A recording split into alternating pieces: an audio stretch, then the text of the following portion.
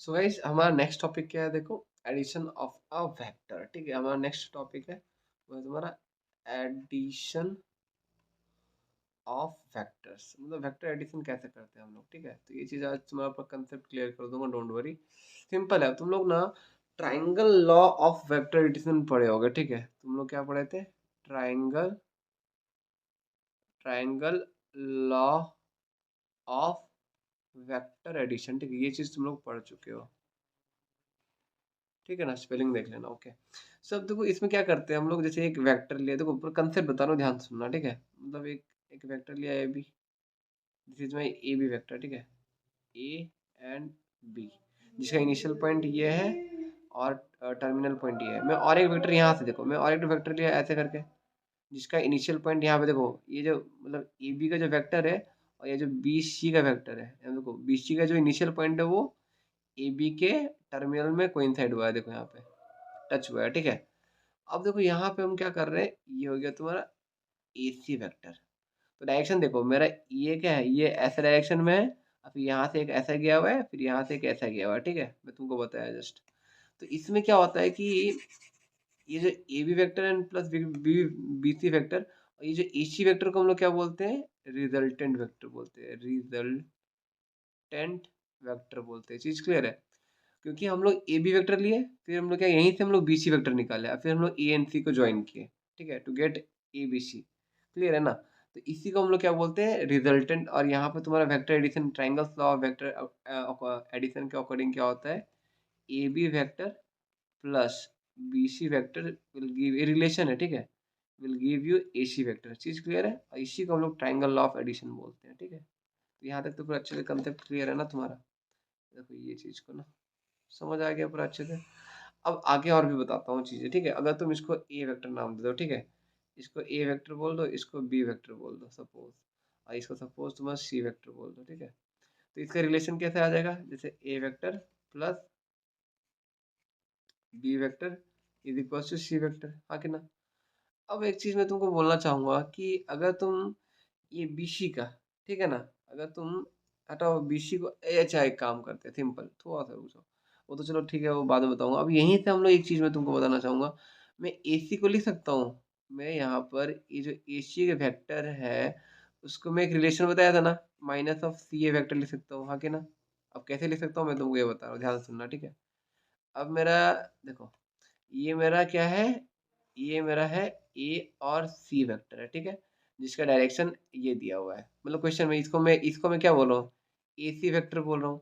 अब मैं इसका डायरेक्शन जैसे चेंज किया, इसका नाम क्या आ जाएगा? देखो सी और ए यही रहा। अब इसका नाम क्या बोलूंगा? इसका नाम सी ए वेक्टर बोलूंगा। बट इसमें जैसे मैं नेगेटिव माइनस मल्टीप्लाई कर दिया ना, जैसे नेगेटिव मल्टीप्लाई किया, इसका डायरेक्शन फिर से चेंज हो गया, फिर से मतलब ए सी बन गया। तो ये क्या हो गया? A c is equal to minus of c है। चीज क्लियर है? समझ में आया? जैसे माइनस मल्टीप्लाई किया ना, वापस ये बन गया, ये पार्ट।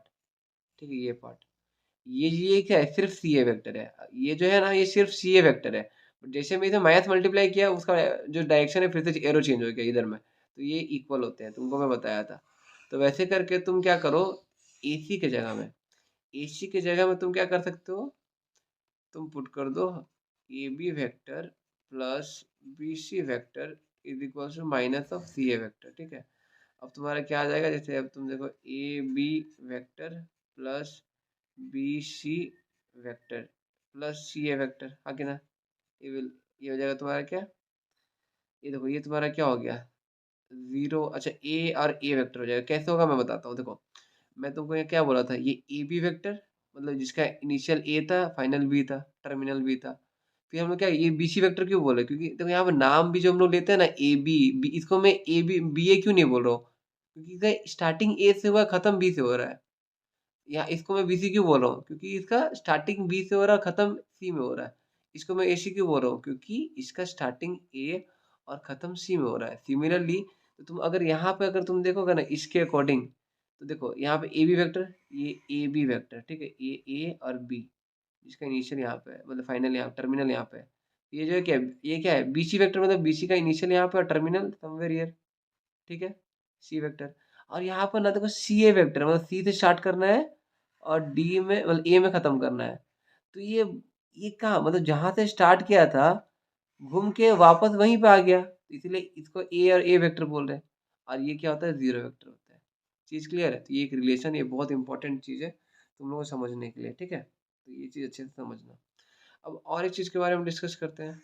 देखो और एक चीज क्या है, जैसे अब यहाँ पे तुम्हारा क्या है, ये ए वेक्टर है, ठीक है? मैं इसको नाम दिया, और इसको नाम दिया मैं क्या, इसको मैं नाम दिया बी वेक्टर। चीज क्लियर है? और ये मेरा हो गया suppose for sake take this as C vector और समथिंग एल्स, ठीक है? तो अच्छा, ये तुम्हारा C vector is equal to क्या हो जाएगा, ए प्लस बी वेक्टर होगा। तुमको पता है ए vector plus B vector according to triangles law of addition. वैसे करके अगर तुम ये इसका बी का अगर नेगेटिव लेते हो तो तुम्हारा क्या होगा, नीचे चला जाएगा सेम डिस्टेंस में, तो ये माइनस बी वेक्टर होगा। और फिर तुम इसका जब रिजल्ट निकालोगे ना, तो ये हो जाएगा क्या, a vector plus minus of b vector. चीज क्लियर है? तो ये हो जाएगा ए माइनस बी का वेक्टर, इसका नाम दे दो सम डी। ठीक है? चीज क्लियर है? ये पार्ट, ये वाला समझ में आया ना? तो देखो ऐसा होता है ट्राइंगल लॉ ऑफ एडिशन में, ठीक है ना? तो अब आते हैं हमारा नेक्स्ट टॉपिक में, जो कि तो पैरेललोग्राम। पैरेललोग्राम, जो parallelogram law of vector addition तुम लोग पढ़े होगे ना, तो उसको डिस्कस करते हैं। अब देखो वो क्या बोलता है, अब हमारा टॉपिक क्या है नेक्स्ट। तो ये सबका नोट्स अच्छे से बना लोगे ना, तो बहुत अच्छा रहेगा तुम्हारे लिए। Parallelogram law of vector addition, ठीक है? अब देखो ये तुम्हें क्या बोल रहा है पता है, सुनो ध्यान से सुनना, ठीक है? अब ये तुमको बोल रहा है कि अगर तुम दो वेक्टर लेते हो ना एडजेसेंट, ये लिया और ये एक ये लिया, ठीक है? ये एडजेसेंट कैसे लिया मैं, मतलब पैरेलल, पैरेललोग्राम का एडजेसेंट साइड ले लिया सपोज, ठीक है? ये ए वेक्टर, ये सपोज बी वेक्टर, ठीक है? तो अब जब यहाँ पर जो ये सम करूंगा ना, ये जो सम क्या देगा पता है, मुझे डायगोनल देगा। क्लियर है? ये क्या देगा मेरा पैरेललोग्राम का, ये डायगोनल देगा, ये पार्ट, ठीक है? ये हो जाएगा क्या, ए प्लस बी। क्लियर है ना? समझ में आया? देखो चीजें अच्छे से क्लियर होना चाहिए, इसका डायरेक्शन किधर है, इधर है, ठीक है? अब ये इसको तुम अगर जोड़ दोगे, सपोज ये तुम्हारा, ये पैरेलल ले लो, पैरेलल टू बी वेक्टर, तो ये तुम्हारा बी वेक्टर हो जाएगा, ठीक है? ये पैरेलल टू ए वेक्टर ले लो, तो ये तुम्हारा ए वेक्टर हो जाएगा। क्लियर है ना? तो इसी को हम लोग क्या बोले हैं, पैरेलल, पैरेलल लॉ ऑफ, तुम्हारा क्या है, parallel law of vector addition है, ठीक है? यहाँ पर हम लोग ए प्लस बी किसको बोल रहे हैं, इसको बोल रहे हैं, ठीक है? समझ में आया ना? ये दोनों जो एडिशन साइड को ऐड किए, तो ये मिला हमें, तो इसी को हम लोग क्या बोलते हैं, parallel law of vector addition, ठीक है? अब नेक्स्ट बढ़ते हैं। अब एक चीज क्या है बताने के लिए, यहाँ पे तुम अगर देखोगे ना, तो ये parallelogram law and triangle law दोनों ना इक्विवेलेंट है। इक्विवेलेंट कैसे है, अगर तुम ये पार्ट को हटा दो तो तुम्हारा ये जो पार्ट है वो ट्रायंगल लॉ ही देता है ना। अब मैं ये बोला कि हमें पैरेललोग्राम में ना हम दो एडजेसेंट वेक्टर लेते हैं, ये लिए और ये लिए, बट ये वेक्टर हम लोग खुद से बना सकते हैं ना, पैरेलल टू दिस वेक्टर बनाए। यहाँ पे देखो, तो अगर तुम ये पार्ट को देखोगे ना, ये पार्ट को तो तुम्हारा of course vector triangle law of addition से भी यही निकलता है तुम्हारा, ए प्लस बी निकलता है ये वेक्टर का लेंथ, ठीक है? तो तुम अब ये चीज समझ, इसलिए बोलते हैं कि जो पैरेलल लॉ ऑफ ग्राम है और ये जो ट्रायंगल लॉ है वो दोनों इक्विवेलेंट है, ठीक है? तो अब आते हैं हम लोग प्रॉपर्टीज ऑफ वेक्टर एडिशन में। नेक्स्ट हमारा टॉपिक क्या है, प्रॉपर्टीज। तो ये बहुत इंपॉर्टेंट है, ठीक है? प्रॉपर्टीज ऑफ वेक्टर एडिशन, ठीक है? ये चीज क्लियर है? देखो समझो, अच्छे से समझो। पहला प्रॉपर्टी क्या है, देखो सिंपल है, हम लोग सारा प्रॉपर्टी डिस्कस करेंगे। प्रॉपर्टी वन, प्रॉपर्टी वन क्या बोलता है कि कोई भी तुम दो वेक्टर लेते हो ना, तो उसको तुम ऐड कर सकते हो, कम्यूटेटिव प्रॉपर्टी सेटिस्फाई करता है। If you are taking A vector and B vector ले रहे हो कोई भी, तो यहाँ पर ना तुम्हारा ए वेक्टर प्लस बी वेक्टर जो होगा ना, वो तुम्हारा बी वेक्टर प्लस ए वेक्टर के इक्वल होगा। मतलब ये जो है ना, ये प्रॉपर्टी को हम लोग क्या बोलते हैं, कॉम्यूटेटिव प्रॉपर्टी, ठीक है? इसको हम लोग क्या बोलते हैं, कॉम्यूटेटिव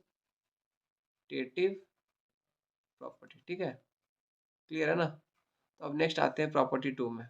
तो प्रॉपर्टी टू क्या डिस्कस करता है तुम्हें, कि फॉर एनी एसोसिएटिव भी होल्ड करता है, ठीक है? अगर तुम A B and C vector ले रहे हो ना, तो इसमें ना एसोसिएटिव होल्ड करता है। होल्ड करता है मीन्स ए प्लस बी ऐड करते हो, फिर बाद में सी ऐड करते हो ना, तो उसका आंसर जो इससे इक्वल हो जाता है, ए प्लस बी प्लस सी के। तो ये इसको हम लोग क्या बोलते हैं, एसोसिएटिविटी बोलते हैं, एसोसिएटिविटी बोलते हैं। चीज क्लियर है? अब जब नेक्स्ट है, देखो नेक्स्ट क्या है हमारा, नेक्स्ट क्या है, देखो हम यहाँ पर ना एडिटिव आइडेंटिटी भी होता है, ठीक है? थर्ड क्या है तुम्हारा, ये तुम्हारा एडिटिव एडिटिव आइडेंटिटी भी होता है। एडिटिव आइडेंटिटी बोलने का मतलब क्या है कि अगर ए को मैं जीरो के साथ ऐड करूँ, जीरो वेक्टर के साथ, तो उसका आंसर ना क्या आएगा, सेमी ए वेक्टर आएगा। चीज क्लियर है? तो ये क्या है तुम्हारा एडिटिव। तो जीरो जीरो बार को, जीरो वेक्टर को हम लोग क्या बोलते हैं, एडिटिव आइडेंटिटी बोलते हैं। इसको हम लोग क्या बोलते हैं, एडिटिव आइडेंटिटी बोलते हैं। चीज क्लियर है? तो अब हमारा नेक्स्ट टॉपिक क्या है, देखो, multiplication of a vector by a scalar. Next topic का नाम क्या है हमारा, multiplication of a vector by a scalar, by a scalar. ठीक है, स्केलर। तो इसका मतलब क्या है, सिंपल। तो देखो, अगर तुम कोई भी एक वेक्टर लेते हो, ये तुम्हारा कोई भी एक वेक्टर है, ठीक है, और तुम कोई भी एक स्केलर ले रहे हो लैम्बडा, ये तुम्हारा क्या एक स्केलर है। तो जैसे अगर तुम स्केलर अगर वन लेते हो, सपोज अगर तुम स्केलर वन लेते हो ना, तो ये वेक्टर ए है, suppose this is your A vector, ठीक है, जिसका लेंथ लैम्बडा का वैल्यू वन है, तो ये यूनिट वेक्टर है। इसको हम लोग क्या बोलेंगे, अगर इसका if lambda length is equal to one आ गया, वन यूनिट, तो इसको हम लोग क्या बोलते हैं, यूनिट वेक्टर बोलते हैं। चीज क्लियर है? समझ आया? वैसे करके तुम अगर निकालते हो, देखो डिफरेंट पोजिशन, अगर तुम इसका लेंथ हाफ, अगर लैम्बडा हाफ कर दिए, ये लैम्बडा का वैल्यू अगर तुम हाफ कर दिए, तो ये इसका हाफ हो जाएगा। ये देखो इतना हो जाएगा। ये यहाँ पर ये जो ए वेक्टर है ना, अगर तुम्हारा लैम्बडा इज इक्वल टू क्या आ जाएगा, वन बाई टू हो जाएगा। मतलब ये one by two of vector ये है। क्लियर है? अगर वहीं पे अगर तुम ट्वाइस कर दोगे, तो ये ट्वाइस लॉन्ग हो जाएगा। क्लियर है ना? तो ये जगह टू ऑफ ए वेक्टर। चीज क्लियर है? यहाँ पर लैम्बडा इक्वल टू टू है। तो वैसे करके तुमको बोल रहा है कि ये मल्टीप्लाई हम लोग ऐसे ही करते हैं। ठीक है, ओके ना? तो अब देखो यहाँ पर और एक्स्ट्रा चीज क्या बोल रहे हैं, समझ में आया? तो ऐसे करके तुम कैसे, अब देखो अगर लैम्बडा का वैल्यू अगर नेगेटिव ले लोगे, जैसे यहाँ पर ये मैं लैम्बडा का वैल्यू -1 ले लो, -1 ले लो, ठीक है, तो मेरा वेक्टर क्या बन जाएगा, सपोज ये जो वन वाला था, यहाँ पर लैम्बडा का वैल्यू वन लिया था, इसका अपोजिट में आ जाएगा, समवेयर ऐसे आ जाएगा, मतलब अपोजिट डायरेक्शन में, ये भी -1 ए वेक्टर होगा। ठीक है, अगर मैं इसका अपोजिट ले लो, तो ये ऐसा बन जाएगा। ठीक है, मतलब -12 ए वेक्टर। चीज क्लियर है? वैसे करके अगर मैं इसको रिटर्न कर दूँ, तो तुम्हारा इसका अगर मैं अपोजिट ले लूँ, तो डायरेक्शन चेंज हो जाएगा। बस इतना ही बोलना चाहूंगा। ठीक है, तो ये हो जाएगा तुम्हारा क्या, -2a वेक्टर। ठीक है, इधर हो जाएगा अगर मैं माइनस ले लिया, क्योंकि 2a का उधर था। चीज क्लियर है? तो अब देखो ऐसे करके, तो इसमें रिलेशन क्या निकला, इसमें रिलेशन ये निकला कि अगर तुम लामड़ा और ए वेक्टर का तुम मैग्नीट्यूड लेते हो, तो तुम्हारा किससे इक्वल होता है, ऑफकोर्स लामड़ा का मैग्नीट्यूड और ए वेक्टर का मैग्नीट्यूड कर दो। ठीक, तो ये एक रिलेशन है, तो एक रिलेशन ये तो याद रखना। ठीक है, अब इससे क्या होता है, देखो इससे हमारे पास क्या निकल रहा है, सिंपल सा चीज़ है। मैं तुमको क्या बोला, what we get a relation this lambda, थोड़ा सा रुक जाओ। देखो हमें क्या मिला, लैम्बडा ए वेक्टर का होल मैग्नीट्यूड करोगे, तो लैम्बडा का मैग्नीट्यूड करो और ए वेक्टर का मैग्नीट्यूड करो, बात सेम है। ठीक है, ये रिलेशन हमें मिला अभी। अब और एक चीज़ मैं बताना चाहूँगा कि अगर मैं लाइक यहाँ से लैम्बडा निकालूँ, अगर तुम लैम्बडा को if lambda is equal to one by mod of A vector लेते हो ना, लैम्बडा का वैल्यू, ठीक है, मॉड ऑफ ए ले रहा हूँ, मतलब कोई मैग्नीट्यूड है, ये एक मैग्नीट्यूड है, तो अगर मैं लैम्बडा का वैल्यू ये लेता हूँ ना, तो मेरा क्या बन जाता है, तब मेरा ना उसको ये यूनिट वेक्टर कहलाता है। जो लैम्बडा ए वेक्टर है ना, ये जो वेक्टर है, ये मेरा यूनिट वेक्टर कहलाता है, लैम्बडा ए। कैसे कहलाता है, देखो इसको मैं ऐसे लिख सकता हूँ, लैम्बडा और ए वेक्टर, इसको ऐसे लिख सकता बाई दिस फॉर्मूला, ये सुनो। अभी लैम्बडा का वैल्यू अगर मैं डालूँ one by mod of A vector, ये तुम्हारा already mod of A vector है, तो कट जाएगा ये, आंसर क्या आ जाएगा मेरा वन। अगर वन आ रहा है मतलब कि ये क्या है तुम्हारा, ये यूनिट वेक्टर है। कोई वेक्टर का, मैं तुमको बताया, तो कोई भी वेक्टर का अगर मैग्नीट्यूड वन आ गया, मतलब कि वो जो ए वेक्टर है वो यूनिट वेक्टर है, इज यूनिट वेक्टर। चीज क्लियर है? इसका मतलब क्या है कि ये जो मेरा अंदर में लैम्बडा ए है, वो तुम्हारा क्या हो गया, यूनिट वेक्टर हो गया। चीज क्लियर है? समझ आया कि नहीं आया बताओ? सो यहाँ पर तुम्हारा क्या होगा, lambda A is unit vector. तो यूनिट वेक्टर निकाल, अब कोई भी वेक्टर को यूनिट वेक्टर बनाना है ना, देखो मैं जो बोल रहा हूँ सुनो, कोई भी एक नॉर्मल वेक्टर दिया है, उसको यूनिट वेक्टर बनाना है, तो सिंपली तुम लोग क्या करना है, कोई भी एक वेक्टर को अगर तुम्हें यूनिट वेक्टर बनाना है, जस्ट इसको तुम क्या करो, उसका मैग्नीट्यूड से डिवाइड कर दो, तो ये जो बन गया, ये जो टोटल बन गया, ये तुम्हारा क्या हो गया, ये ए का यूनिट वेक्टर बन गया। यूनिट वेक्टर का नोटेशन देखो, कैप डाला हूँ ऊपर में, ठीक है, तो दिस इज योर, ये हो गया क्या मेरा यूनिट वेक्टर ऑफ ए। चीज क्लियर है अभी तक? देखो यूनिट वेक्टर ऑफ ए, समझ में आया ना। अब नेक्स्ट टॉपिक में जाते हैं हमारा। सो भाई देखो हमारा नेक्स्ट क्या है, common component of a vector. Next topic क्या है हमारा, कंपोनेंट ऑफ अ वेक्टर। अब देखो कंपोनेंट ऑफ वेक्टर के लिए क्या बोल रहे हैं, मैं एक कोऑर्डिनेट लिया ए 1,0,0 एक्स एक्सिस का कोऑर्डिनेट, ठीक है, ये क्या है एक्स एक्सिस का कोऑर्डिनेट है, ठीक है, और ये तुम्हारा वाई एक्सिस का कोऑर्डिनेट है, और ये तुम्हारा जेड एक्सिस का कोऑर्डिनेट, ठीक है। देख सकते हो कि वन यहाँ पे है और यहाँ पे देखो वन है, तो ये बी और सी कोऑर्डिनेट लिया यहाँ पे देखो, ठीक है। और यहाँ पर इसका अगर तुम देखोगे ना, इसका अगर तुम इस वेक्टर का अगर तुम मैग्नीट्यूड निकालोगे ये तीनों का, तो आंसर क्या आएगा, वन आएगा, ठीक है, क्योंकि यहाँ पे देख लो वन है वन है वन है, ठीक है। और इसी को हम लोग कैसे, ये अगर ये तुम्हारा क्या है एक्स एक्सिस में है, ये वाई एक्सिस में है, ये जेड एक्सिस में है, और इसी को हम लोग डिनोट कैसे करते हैं, आई कैप को ओ ए वन का अगर लेंथ यहाँ वन है ना, तो इसको हम लोग आई कैप से डिनोट करते हैं, इसको हम लोग जे कैप से डिनोट करते हैं, इसको हम लोग के कैप से डिनोट करते हैं, मतलब वन वन यूनिट का, ठीक है। समझ में आया ना, तो ये यूनिट वेक्टर भी कहलाता है तुम्हारा, o a vector, o b vector and o c vector, जिसका मैग्नीट्यूड कितना है, वन है, ठीक है। अब देखो अब नेक्स्ट आते हैं, मैं एक रेक्टेंगुलर बॉक्स लिया हुआ, यहाँ पे देखो कुछ बनाया हुआ, ठीक है। अगर यही ये जो पोजीशन वेक्टर है ना ओ पी, ये तुम्हारा ओ है और ये तुम्हारा पी, ओ पी क्या है तुम्हारा, ओपी वेक्टर जो है तुम्हारा, इसको हम लोग आर वेक्टर से भी डिनोट करते हैं, और ये तुम्हारा क्या है पोजीशन वेक्टर है, ठीक है, पोजीशन वेक्टर। अगर तुम पोजीशन वेक्टर को कंपोनेंट फॉर्म में लिखोगे ना, तो कैसे लिखोगे वो चीज़ तुमको बताने जा रहा हूँ, ठीक है। If you right the position vector in component form, ठीक है, तो तुम्हारा क्या है, तो यहाँ पर तुम्हारा सिंपली देखो मैं लिख देता हूँ, position position vector of OP that is R vector.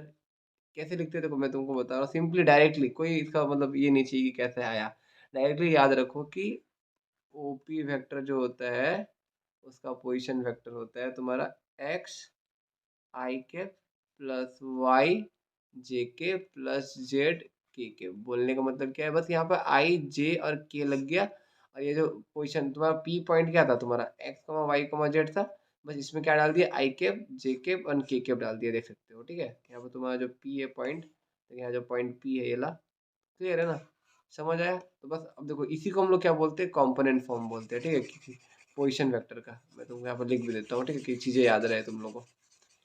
तो देखो यहाँ पर ये जो है, ये तुम्हारा क्या हो गया, ये हो गया तुम्हारा कंपोनेंट फॉर्म, कंपोनेंट फॉर्म क्यों हम लोग जैसे आई जे के एंड मतलब आई जे के डाल रहे एंड के डाल रहे, ठीक है, तो ये तुम्हारा हो गया कंपोनेंट फॉर्म, ओके।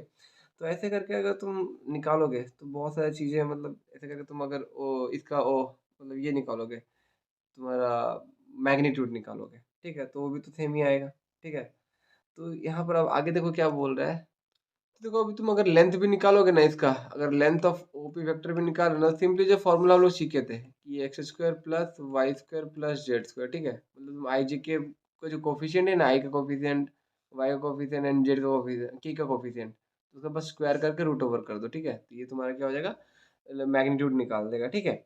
अब नेक्स्ट आते हैं, देखो अगर तुम ए वेक्टर को लेते हो suppose a one i cap plus A two j k plus a three k cap, ठीक है, और बी वेक्टर को लेते हो suppose b one i cap, ठीक है, b one i cap plus B two J cap plus B three k cap, ठीक है, अगर तुम ये तीनों लिए, ठीक है। अब तुम्हें बोल रहा है कि अगर मैं इनका सम करूं, अगर इनका मैं सम ऑफ ए प्लस बी करूँ ना, मतलब ए वेक्टर प्लस बी वेक्टर का सम करो, तो ये बस डायरेक्टली ऐड हो जाएंगे, कैसे हो जाएंगे, आई का कोफिशिएंट के साथ ऐड कर दो, देखो ए वन बी वन को ऐड किया और साथ में आई कैप डाल दो, प्लस ए टू प्लस बी टू जे कैप डाल दो, वैसे करके C one A three plus B three. चीज़ क्लियर है कि नहीं क्लियर है बताओ, कॉम्पोनेंट वाइज एडिशन बोलते हैं इसको, ठीक है। तो ये तुम्हारा क्या हो जाएगा, ए three plus B three k cap, okay. तो ऐसे करके तुम पता है डिफरेंस भी निकाल सकते हो, सिमिलरली करके तुम ए माइनस बी भी निकाल सकते हो, बस माया साइन डाल देना तुम लोग, ये चीज़ तुम लोग करना, ठीक है, ये चीज़ तुम लोग करना। और वैसे करके तुम अब देखो ये दो वेक्टर को इक्वल कब बोलेंगे, अगर मैं दो कॉम्पोनेंट फॉर्म में लिया ना, तो इसको मैं इक्वल कब बोलूँगा, देखो सिंपल है, ए और बी वेक्टर जो तुम लिए थे उसको इक्वल कब बोलोगे, इफ एंड ओनली इफ अगर जो A1 और B1 सेम हो जाए, ठीक है, वैसे करके तुम्हारा A2 और B2 सेम हो जाए, ठीक है। चीज क्लियर है ना मैं क्या बोलना चाह रहा हूँ, कि ये जो मैं वेक्टर लिया कंपोनेंट वाइज में, उसको मैं इक्वल कब बोलूंगा, जब ये चीज हो जाए और ये जो A3 था थर्ड कंपोनेंट भी थर्ड कंपोनेंट के साथ इक्वल हो जाए।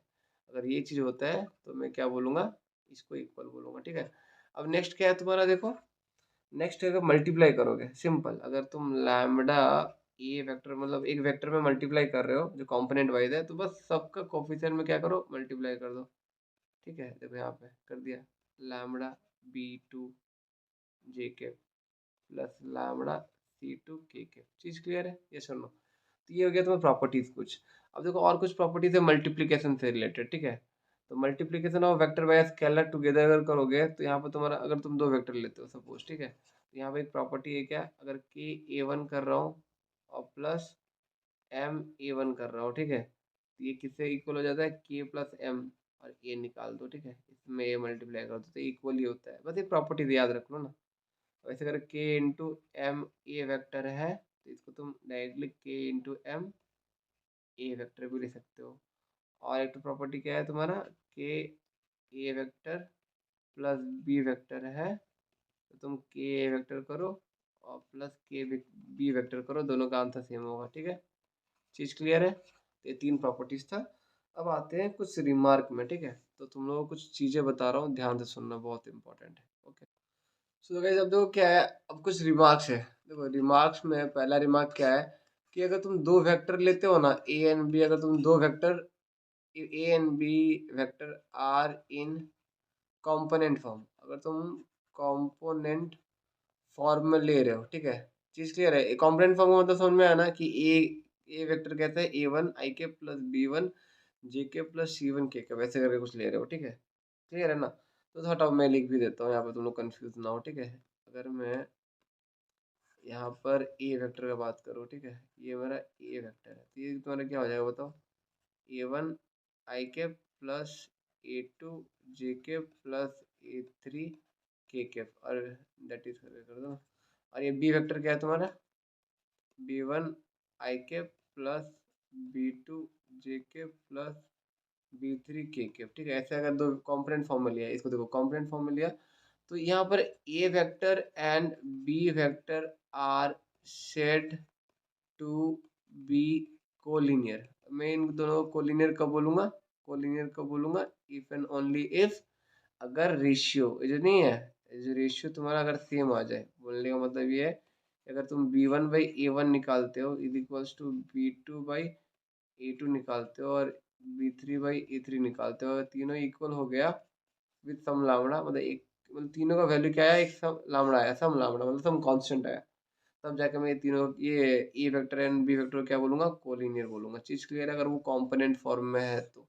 ये क्राइटेरिया है चेक करने का, when two vectors are in component form. ये पहला रिमार्क था। अब देखो दूसरा रिमार्क बहुत इंपॉर्टेंट है, बहुत ज़्यादा इंपॉर्टेंट है। अगर तुम्हारा कोई भी एक वेक्टर दिया हुआ है ना कंपोनेंट फॉर्म में, जैसे ए वेक्टर दिया हुआ है तुम्हारा A1 आई के प्लस A2 जे के प्लस A3 के, ये बहुत इंपॉर्टेंट रिमार्क है, बता रहा हूँ। तो यहाँ पर जो तुम्हारा A1 A2 देखो कोई भी एक नॉर्मल वेक्टर दिया हुआ है, उसका वेक्टर कंपोनेंट फॉर्म में दिया हुआ है, तो यहाँ पर जो तुम्हारा कोफिशिएंट नहीं है, ये जो A1 ये जो A2 और ये जो A3, ये तुम्हारा क्या है, ये तुम्हारा डायरेक्शन रेशियो है। चीज क्लियर है, डायरेक्शन रेशियो है, समझ आया। डायरेक्शन रेशियो किसको बोलते हैं, नॉर्मली कोई वेक्टर दिया है तो उसका कोफिशिएंट को हम लोग क्या बोल देते हैं, डायरेक्शन रेशियो बोल देते हैं। जैसे तुम लोग अभी एग्जांपल देता हूँ, बेटर रहेगा इसके लिए, तो ये इंपॉर्टेंट है बोल रहा हूँ, ठीक है। जैसे तुम्हें कोई भी एक वेक्टर ले लिया, ए वेक्टर ले लिया तुम्हारा 2 आई कैप प्लस 3 जे कैप प्लस 5 के कैप, तो यहाँ पे जो 2, 3, 5 है ना, ये तुम्हारा क्या है, डायरेक्शन रेशियो है। चीज क्लियर है, ये सर लो, समझ आया कि नहीं आया बताओ। तो ये हो गया तुम्हारा डायरेक्शन रेशियो। ऐसे करके तुम बहुत सारे क्वेश्चन में डायरेक्टली अगर पूछा होगा डायरेक्शन रेशियो, कोफिशिएंट बोल देना डायरेक्शन रेशियो, ठीक है। अब देखो नेक्स्ट आते हैं, नेक्स्ट वाला इसमें सो वैसे वैसे करके अब देखो और एक रिमार्क क्या है, थर्ड रिमार्क बोलता है, अगर इफ अगर तुमको एल एम और एन दे दिया होगा कि ये डायरेक्शन कोसाइन है, यार डायरेक्शन कोसाइन है, पढ़े थे ना हम लोग डायरेक्शन कोसाइन, ठीक है। अगर एलिमेंट डायरेक्शन क्वेश्चन दे दिया है तो तुम अगर इससे जो वेक्टर बनाते हो ना, L I cap plus M J cap plus N K cap, तो ये जो वेक्टर बनेगा ना वो एक तुम्हारा यूनिट वेक्टर बनेगा। चीज क्लियर है? वो तुम्हारा एक यूनिट वेक्टर बनेगा। तो तुम यहाँ से ये भी देख सकते हो कि यूनिट वेक्टर से जो यूनिट वेक्टर का जो कोफिशिएंट होता है आई जे के का, जिसको एलिमेंट बोल रहे हैं, वो डायरेक्शन कोसाइन होता है। यहाँ से तुम ये चीज भी सीख सकते हो। ठीक है? क्लियर है ना? समझ आया कि नहीं आया बताना अच्छे से। ठीक है? तो वैसे करके तुम डायरेक्टली क्वेश्चंस पे आ सकते हो। ओके, तो हम लोग क्वेश्चन डिस्कस करते हैं। चलो, सो गाइस तुम देख सकते हो यहाँ पे एक क्वेश्चन लिखा हुआ है। ठीक है? यहाँ पे एक आंसर लिखा हुआ है। तो बोले कि find the values of X Y and Z so that the vectors this and this are equal. दो कॉम्पोनेंट फॉर्म में वेक्टर दिया हुआ है, वो दोनों कब इक्वल होंगे, कौन सा वैल्यू के लिए, कौन सा value of X Y Z के लिए। तुमको पता है कि मैं दो वेक्टर को इक्वल कब बोलता हूँ, अगर तुम्हारा ए एक वेक्टर है ए वन, अभी बताया था। देखो यहाँ पर मैं पीछे करके बता देता हूँ। ठीक है? कहाँ पे था वो, शायद इधर में था, यहाँ पे ना, यहाँ पे देखो, यहाँ पे था क्या, हाँ यहाँ पे देखो। मैं दो वेक्टर जो कंपोनेंट फॉर्म में उसको इक्वल कब बोलता हूँ, यहाँ पे लिखा हुआ है देखो, सी। मैं दो वेक्टर जो इक्वल कब बोलता हूँ, जब उसका जो कंपोनेंट होता है ना आपस में इक्वल हो जाए, ए वन बी वन से इक्वल हो जाए, ए टू बी टू से इक्वल हो जाए और ए थ्री बी थ्री से इक्वल हो जाए, तब जाकर मैं उसको क्या बोलता हूँ, कंपोनेंट फॉर्म, मतलब वो दोनों कंपोनेंट फॉर्म ऑफ वेक्टर को इक्वल बोलता हूँ। चीज क्लियर है? तो ऐसे करके यहाँ पे क्वेश्चन दिया हुआ है कि अगर यहाँ पर ये ए वेक्टर देखो, ये क्या दिया हुआ है, बी वेक्टर क्या दिया हुआ है, तो डायरेक्टली बोला कि ये दोनों इक्वल कब होगा, कौन सा वैल्यू एक्स वाई जेड के लिए। तो सिंपल है, आई का कोफिशिएंट क्या है, एक्स है, वो आई नेक्स्ट के बी के आई का कोफिशिएंट तो इक्वल होना चाहिए। तो एक्स का वैल्यू मिल गया। तो जे का ए का जो ए वेक्टर का जो जे का कोफिशिएंट है वो वाई है, और बी का जो है वो तुम्हारा क्या है, ये भी वाई है क्या, रुको let me check the question first. ये टू है, अच्छा ए का टू था क्या, let me just change the question. ठीक है? थोड़ा सा गलती हो गई, यहाँ पे टू था। ठीक है? ये दिस पार्ट इज टू, और ये तुम्हें वाई इक्वल टू मिल गया। ठीक है? और तुम्हारा जेड जो है, तुम्हारा क्या हो जाएगा, कोफिशिएंट कंपेयर कर लो, Z is equal to one हो जाएगा। ठीक है? समझ आया कि नहीं आया बताना बस। ठीक है? तो यहाँ पर तुम्हारा Z is equal to one आ गया। तो ऐसे करो, तुम्हारा पहला क्वेश्चन सॉल्व हो गया। ये देखो बहुत इजी क्वेश्चन आते हैं वेक्टर्स में। ठीक है? तो अब आते हैं नेक्स्ट क्वेश्चन पे। चलो, सो गाइस देखो यहाँ पर तुम्हें स्क्रीन में दो सेकंड क्वेश्चन दिख रहा होगा। तो सेकंड क्वेश्चन का आंसर देखो कैसे होगा। बोल रहा है कि ए वेक्टर अगर तुम्हारा I cap plus two J cap है, प्लस बी वेक्टर क्या है, इज इक्वल्स टू क्या है, two I cap plus J cap है। अब बोले कि इज, अगर मैं दोनों का मैग्नीट्यूड निकालूं तो सेम होगा क्या। और फिर बोला है कि अगर ये दोनों वेक्टर इक्वल है क्या, तो सिंपल है, पहला लगा दो, अगर तुम मैग्नीट्यूड ऑफ ए वेक्टर निकाल रहे हो तो सिंपल है कि आई का जो कोफिशिएंट होता है और जे का जो कोफिशिएंट होता है उसका स्क्वायर करके सम करके रूट ओवर ले लो। बोलने का मतलब आई का कोफिशिएंट क्या है, वन, वन का स्क्वायर प्लस आई जे का कोफिशिएंट क्या है, टू, टू का स्क्वायर कर दो फिर रूट ओवर ले लो। तो इसका आंसर क्या आ गया, root one plus four is equal to root five. Yes और नो, ये आया। अब ऐसे करके अगर तुम बी वेक्टर निकालोगे तो तुम्हारा क्या निकलेगा बताओ, रूट ओवर ऑफ टू का स्क्वायर प्लस वन का square is equal to four plus one is equal to root five ही निकला। ठीक है? अब देखो ये तो सेम आ गया, तो ये तो ट्रू है, ये तो सही है, सही है, दोनों का आंसर फाइव, रूट फाइव आया। अब बोले कि are vector A and vector B equal है, नहीं, क्योंकि तुम्हारा देखो दो वेक्टर को इक्वल कब बोलते हैं, जब उसका कोफिशिएंट इक्वल होते हैं। आई का कोफिशिएंट यहाँ पर क्या है, वन है, इस केस में आई का कोफिशिएंट क्या है, वन है, इसमें क्या है आई का कोफिशिएंट बताओ, टू है। तो ये तो इक्वल नहीं है, one is not equal to two. तो यहाँ पे तुम्हारा क्या हो जाएगा, A and B are not equal, A is not equal to B. ठीक है? क्लियर है ना, समझ आया ना? तो ये देखो ये हो गया। अब आते हैं नेक्स्ट क्वेश्चन पे। देखो ऐसे करके बहुत सारे क्वेश्चन अभी डिस्कस करेंगे। सो ये देखो, अब इस क्वेश्चन में तुमको क्या बोल रहा है पता है, लाइक फाइंड यूनिट वेक्टर, तुमको यूनिट वेक्टर फाइंड करना है in the direction of a vector this, इसी सेम डायरेक्शन में तुम्हें यूनिट वेक्टर फाइंड करना है। तो कैसे करोगे, अब देखो सिंपल है, तुमको कोई भी एक वेक्टर दिया होगा उसको यूनिट वेक्टर कन्वर्ट करने के लिए जस्ट क्या करो, उसके मैग्नीट्यूड से उस वेक्टर में डिवाइड कर दो, तो जो वेक्टर मिलेगा वो तुम्हारा यूनिट वेक्टर होगा। यूनिट वेक्टर नोटेशन ये है। ठीक है? चीज क्लियर है ना? तो देखो यही यहीं पे वही चीज करना है। ठीक है? हमें बस क्या करना है, ये ए वेक्टर का मैग्नीट्यूड ढूंढना है और इससे डिवाइड कर देना, जो वेक्टर निकलेगा वो तुम्हारा यूनिट वेक्टर होगा। देखो बहुत इजी वे में बता रहा हूँ। तुम क्या करो, ए वेक्टर का मैग्नीट्यूड निकाल लो, मैग्नीट्यूड निकालना सबको आता है, जस्ट कोफिशिएंट का स्क्वायर कर दो, टू का स्क्वायर प्लस 3 का स्क्वायर प्लस 1 का स्क्वायर, ठीक है। यहाँ आंसर आ गया क्या, 2 का स्क्वायर 4 हो गया, 3 का स्क्वायर 9 हो गया और 1 का स्क्वायर 1 ही रहा, तो ये हो जाएगा 14, रूट 14, ठीक है। अब तुम क्या करो, अब यूनिट वेक्टर क्या होगा, is equals to A vector by mod of A vector. चीज क्लियर है। अब देखो, देखो ये नोटेशन देख लो कहते क्यों यूनिट वेक्टर का। अब ये तुम्हारा ए वेक्टर क्या है ऊपर में, 2i cap plus 3j cap plus k cap divided by root 14 कर दो, ठीक है। अब रूट 14 सबको दे दो, तो 2/√14 i cap plus 3/√14 j cap plus 1/√14 k cap. तो ये हो जाएगा is the required unit vector, ठीक है। This is unit vector, okay. समझ आया ना। अब ऐसे करके नेक्स्ट क्वेश्चन चलते हैं। सो गाइस देखो, अब नेक्स्ट क्वेश्चन क्या बोला तुमको कि फाइंड अ वेक्टर, तुम्हें एक वेक्टर ढूंढना है in the direction of this vector which has 7 unit. देखो 7 यूनिट का बात कर रहा है, तो 7 यूनिट मतलब क्या, जो भी वेक्टर दिया होगा उसको पहले यूनिट वेक्टर निकाल दो। ये यूनिट वेक्टर एक यूनिट निकल गया, अब इसमें 7 मल्टीप्लाई कर दो, तो 7 ये निकालना है तुमको, 7 इंटू यूनिट वेक्टर, ठीक है। तो इसको निकालने के लिए पहले तुमको यूनिट वेक्टर निकालना पड़ेगा क्योंकि ये नॉर्मल वेक्टर दिया हुआ है, ठीक है। देखो अब तुमको अगर पहचानना है ना कि ए वेक्टर ये यूनिट वेक्टर है कि नहीं, जैसे इसका मैग्नीट्यूड निकाल लो। अगर मैग्नीट्यूड निकालने के बाद आंसर 1 आता है, मतलब ये जो वेक्टर है ये यूनिट वेक्टर है तुम्हारा, ये जो ए वेक्टर है। चीज क्लियर है।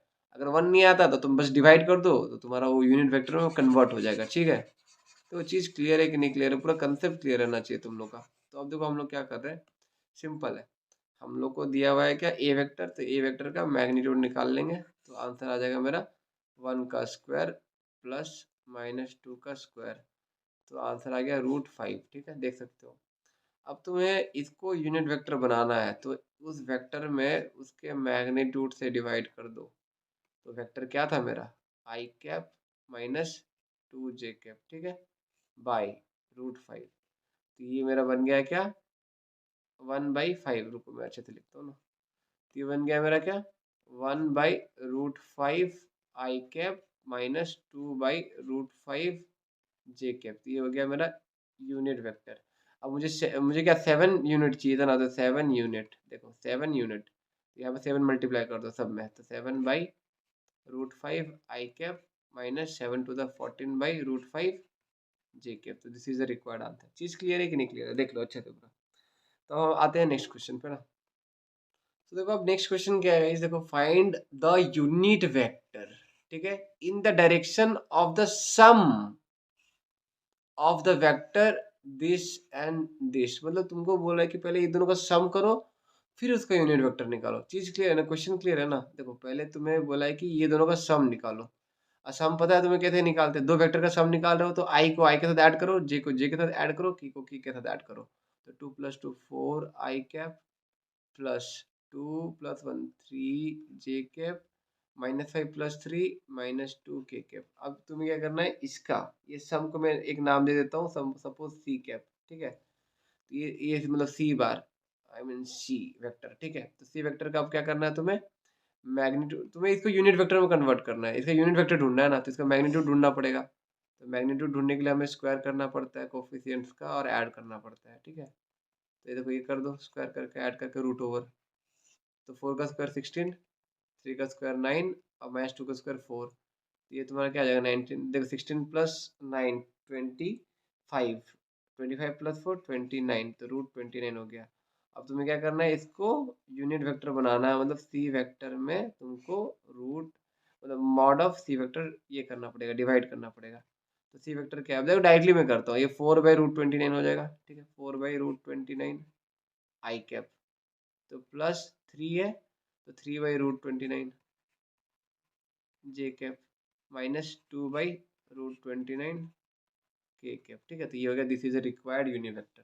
चीज क्लियर है ना। ऐसे करके अब चलो नेक्स्ट क्वेश्चन में चलते हैं। तो ये ना बहुत इंपॉर्टेंट क्वेश्चन है, यहाँ से ना तुम्हें बोर्ड्स में ऐसा क्वेश्चन तो दे ही देंगे, ठीक है। तो बोला है कि इजी भी है, देखो बहुत इजी है। Right the direction ratio of the vector, तुमको एक वेक्टर दिया हुआ है जो कि i cap plus j cap -2 k cap. अब बोला है कि इसका direction ratio and direction cosine लिखो। तो तुमको मैं डायरेक्टली बोला था कि कोई भी वेक्टर का अगर आई का कोफिशिएंट, जे का कोफिशिएंट एंड के का जो कोफिशिएंट है उसको हम लोग डायरेक्शन रेशियो बोलते हैं। तो यहाँ पर तुमको डायरेक्टली डायरेक्शन रेशियो मिल जाएगा क्या? देखो यहाँ पर 1 मिल जाएगा, यहाँ भी 1 मिल जाएगा और यहाँ पर -2 मिल जाएगा। ये तुम्हारा क्या हो जाएगा? Are direction ratio. चीज़ क्लियर है? हाँ कि ना? Direction ratio. और पता है डायरेक्शन रेशियो का ना हम नोट ए बी सी से नोटेशन देते थे, डिनोट करते थे। तुम A is equals to 1, B is equals to 1 and C is equals to -2 लिख सकते हो, ठीक है? ये नोटेशन है, मतलब मैं तुमको बताया था। ओके, तो यहाँ पे तुम्हारा सी इज इक्वल्स टू -2। अब ऐसे करके अगर तुम्हें डायरेक्शन कोसाइन निकालना है ना वेक्टर से, तो तुमको पहले वेक्टर को क्या करना पड़ेगा? यूनिट वेक्टर बनाना पड़ेगा। तो यूनिट वेक्टर बनाने के लिए तुमको पता है कि पहले मैग्नीट्यूड से डिवाइड करना पड़ता है, और मैग्नीट्यूड से डिवाइड करने के लिए पहले मैग्नीट्यूड ढूंढना पड़ेगा। तो 1 का स्क्वायर प्लस 1 का स्क्वायर प्लस -2 का स्क्वायर। तो ये आंसर क्या आ जाएगा तुम्हारा? 1 plus 1 plus 4 which is equal to √6, ठीक है? अब तुम क्या करो, √6 सब में डिवाइड कर दो तो तुम्हारा यूनिट वेक्टर क्या मिल गया? यूनिट वेक्टर मिल गया, मैं डायरेक्टली कर रहा हूँ 1/√6 आई कैप, ठीक है? प्लस 1/√6 जे कैप माइनस 2/√6 के कैप। और यहाँ पर जो तुम्हारा ये और ये निकला ना कोफिशिएंट आई जे के का, उसको हम लोग डायरेक्शन कोसाइन बोलेंगे। चीज क्लियर है? समझ आया कि नहीं आया बताओ? सिंपल सा बात है, देखो सिंपल सा समझाया, मस्त समझाया अच्छे से, ठीक है? देख लो ना। अब आते हैं, देखो नेक्स्ट टॉपिक पे आते हैं अब ना। हमारा जो नेक्स्ट टॉपिक है, सो गाइस देखो अभी क्या है, वेक्टर जॉइनिंग टू पॉइंट्स हमारा टॉपिक है। ये टॉपिक है क्या? Vector joining two points. अगर मतलब ये यहाँ पर एक वेक्टर दिया हुआ है सपोज, मतलब जो भी एक वेक्टर दिया हुआ है, ठीक है? वरना एक काम करो, दो पॉइंट दिया हुआ है, ठीक है? ये P1 पॉइंट है, ये P2 पॉइंट है, ठीक है? हम लोग दो पॉइंट को जोड़ रहे हैं तो उससे जो वेक्टर मिल रहा है वो निकालना है। तो ये पॉइंट क्या है तुम्हारा? सपोज तुम्हारा लाइक ले लो x1 y1 z1 है, ठीक है? ये पॉइंट तुम्हारा क्या है? x2 y2 z2 है। अब ये जो वेक्टर बन रहा है ना, वो वेक्टर निकालने के लिए क्या है? p1 p2 वेक्टर अगर तुम बोलोगे ना, ये जो वेक्टर है, ये वेक्टर तुम्हारा लाइक कैसा है, ठीक है? तो वो निकालना है, तो उसका डायरेक्टली फॉर्मूला है, क्या है? वेक्टर। अब देखो जो मैं निकाला हूँ ना वेक्टर बनेगा, ये पॉइंट से वेक्टर कैसे बनाना वो बता रहा हूँ। तो x2 माइनस x1 का होल स्क्वायर, ठीक है? क्लियर है ना?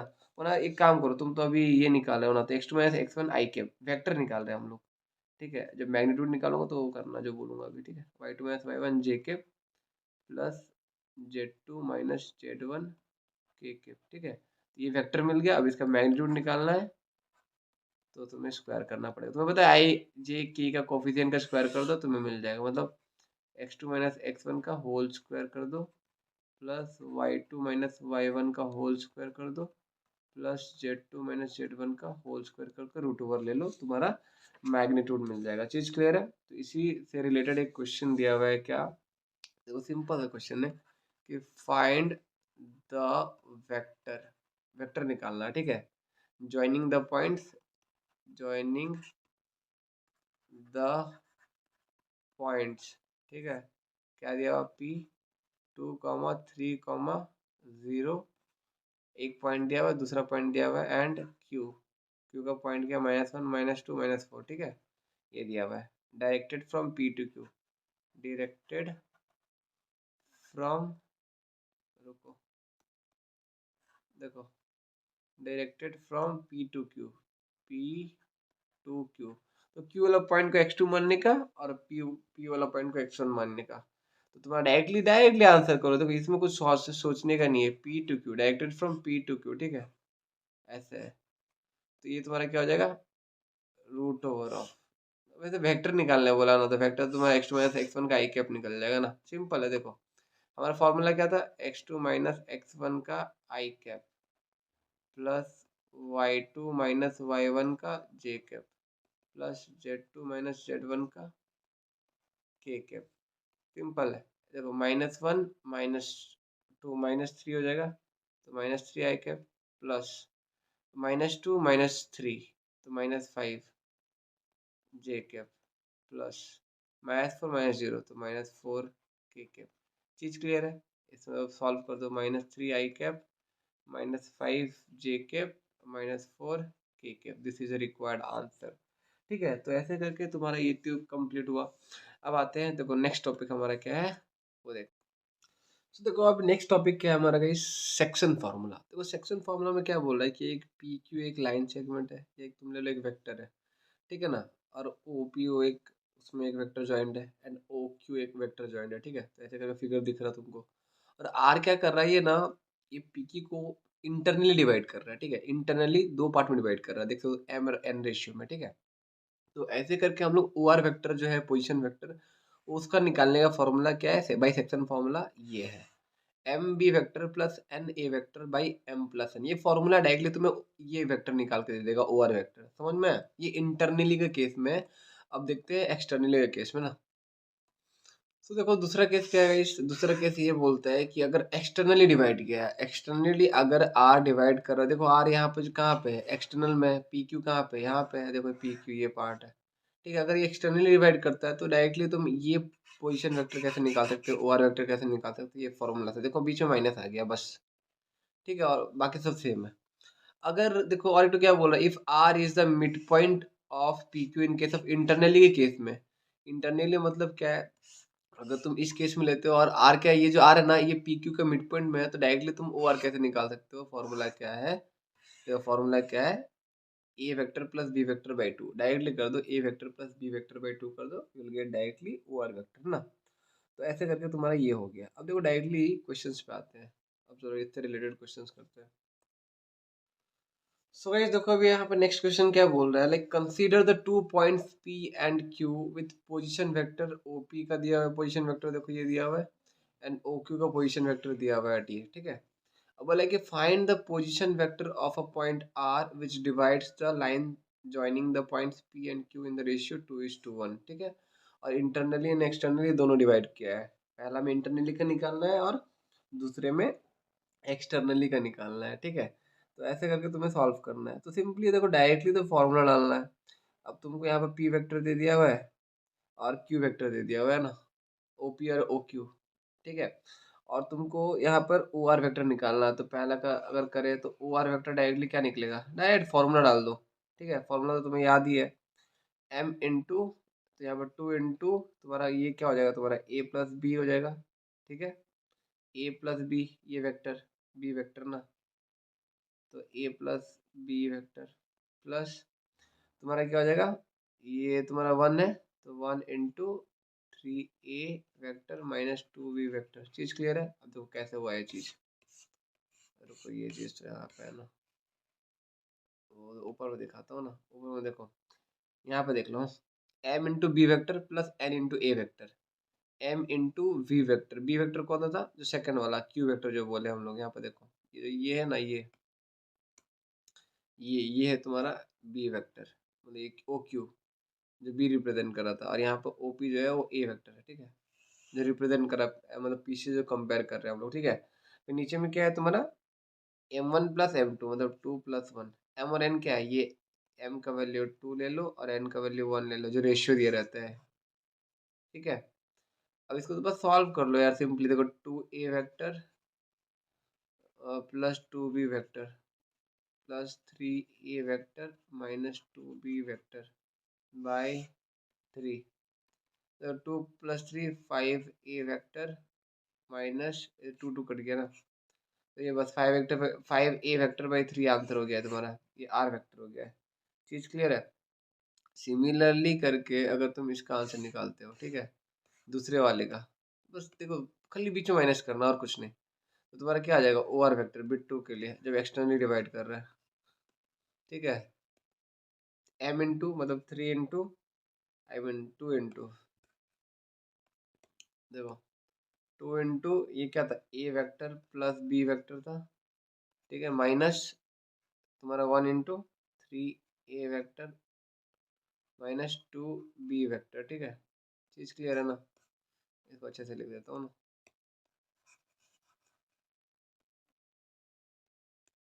तो यहाँ पे आ जाएगा three A vector minus two B vector. चीज़ क्लियर है? Whole by two minus one, ठीक है।